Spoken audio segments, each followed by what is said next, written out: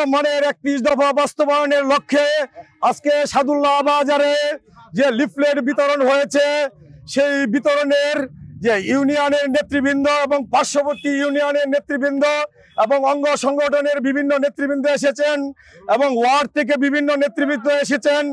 আমি কিশোরগঞ্জের থানা বিএনপি থেকে প্রত্যেকের আমি শুভেচ্ছা জানাচ্ছি। প্রত্যেকেই যাতে এত কষ্ট করে এসেছেন এবং এই লিফলেট বিতরণ সার্থক করছেন, সেজন্য আবার আমি প্রত্যেককে লাল গোলাপ শুভেচ্ছা জানাচ্ছি।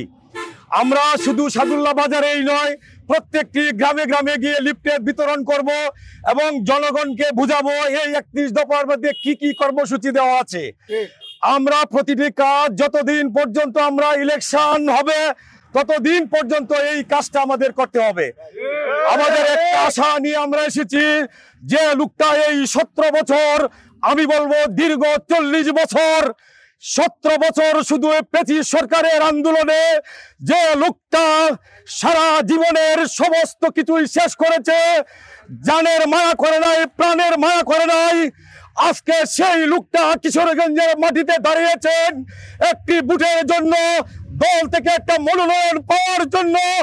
আমরা সেই লোকটার আশা যাতে পূর্ণ হয়, আমরা তারেক রহমানের কাছে আমরা বিনীতভাবে প্রার্থনা জানাই, আমরা যাতে সেই লোকটাকে কিশোরগঞ্জের মাটিকে ধন্য করে এই আশা প্রত্যাশা রেখে আজকের মতো লিফলেট বিতরণের সমাপ্তি ঘোষণা করলাম।